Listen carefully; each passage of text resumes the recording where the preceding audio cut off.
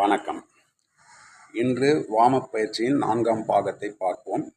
இப்பொழுது நான் செய்யும் பயிற்சிகள் அனைத்தும் உங்கள் தொடைப்பகுதி அனைத்தும் அப்படியே அரிப்புகள் ஏற்படும், தழும்புகள், அதாவது அரிப்பின் தழும்புகள் ஏற்படும். இந்த பயிற்சி செய்பவர்கள் தொடர்ந்து செய்தால் உங்களுக்கு உடலில் எப்பொழுதும் எண்ணெயை பூசிக்கொண்டு பிறகு 1 மணி நேரம் கழித்து குளியுங்கள். அப்பொழுது உங்களுக்கு அது போன்ற பாதிப்புகள் இருக்காது. அதாவது உங்களுக்கு தோள்கள் முழுவதுமாக விரித்து செய்யும்போது உங்களுக்கு அது போன்ற அரிப்புகள் ஏற்படும். அதற்கான பயிற்சிகளை நான் இப்பொழுது உங்களுக்கு செய்து காட்டுகிறேன். அதே போன்று ஜிம்னாஸ்டிக் இது போன்று செய்பவர்கள் இந்த பயிற்சிகள் செய்வதற்கு அவர்கள் அதற்கு தேவையான சத்தான உணவுகளையும் எண்ணெய் குளியல், அதாவது எண்ணெய் பூசிக்கொண்டு 1 மணி நேரம் 2 மணி நேரம் ஊற வைத்து பிறகு குளிப்பார்கள். அவர்களுக்கு அது போன்ற பிரச்சனைகள் ஏற்படாது. அதற்கு பாதாம் பருப்பு, பிஸ்தா பருப்பு, இது போன்று நட்ஸ் வகைகள், பழ வகைகள், அனைத்து சிறப்பான உணவுகளையும் சாப்பிடுவார்கள். அதனால் அவர்களுக்கு பாதிப்புகள் குறையும். நல்ல உணவுகளை எடுத்துக்கொண்டால் இந்த போன்ற பாதிப்புகள் ஏற்படாது. என்ன விதமான பயிற்சி என்பதை சிலவற்றை நான் கூறுகிறேன். நீங்கள் அதை தேர்வு செய்து உங்களுக்கு தேவை என்றால் மட்டும் செய்யுங்கள், இல்லை என்றால் தவிர்த்து விடுங்கள்.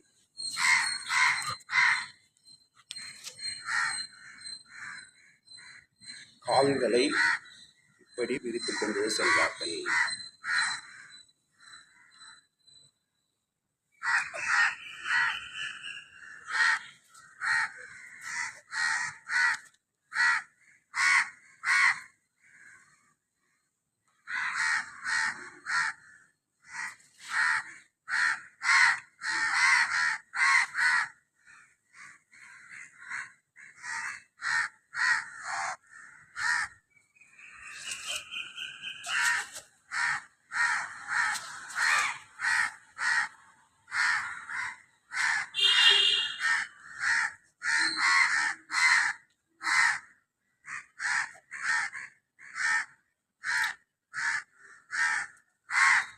இந்த பயிற்சி செய்யும் போது கைகளின் உள்பாகத்தில் கால் முட்டிகள் வர வேண்டும். இப்படி வெளிப்பாகத்தில் செல்லக்கூடாது. இப்படி வர வேண்டும். ஆனால் இந்த பயிற்சி செய்யும் போதும் உங்களுக்கு நாம் சொன்னது போன்ற பிரச்சனைகள் ஏற்படும்.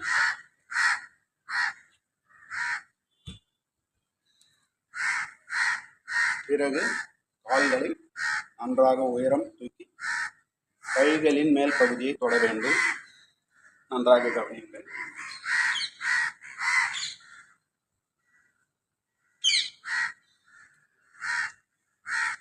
அதாவது உடல் வலை கூடாது.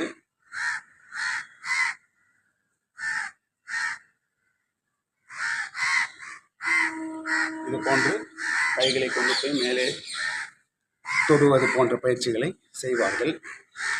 இது போன்று கால்களை விரிக்கும் பயிற்சிகளும் அதிகம் செய்வதனால் உங்களுக்கு இது போன்ற பகுதிகள் பிரச்சனைகள் ஏற்படும். நான் உங்களுக்கு செய்து காட்டியது ஒரு 4-5 பயிற்சிகள் மட்டுமே. இது போன்று வரும் பயிற்சிகள் அனைத்தையும் நீங்கள் தயவு செய்து உங்களுக்கு தேவைப்பட்டால் மட்டும் செய்து கொள்ளுங்கள். இது உங்களுக்கு ஆசன பகுதி, பிறகு தொடைப்பகுதி, பிறகு பின்புறம் நடுப்பகுதி, அதாவது கீழ்முதுகின் நடுப்பகுதியில் உள்ள பள்ளங்களில் புண்ணு போன்று ஏற்படும். அதே போன்று பலருக்கு இந்த காதின் மேல்புறம் புண்ணு போன்று ஏற்படும். மூக்கு இந்த கீழ்ப்பகுதியில், அதாவது இப்படி செய்வார்கள் சிலர், அவர்களுக்கு அது போன்று புண்ணு போன்று ஏற்படும். அதிகமாக வாய் பேசுபவர்கள், கத்தி பேசுபவர்களுக்கு இந்த பகுதி, அதாவது உதடின் சைடு பகுதியில் புண்ணு போன்று ஏற்படும்.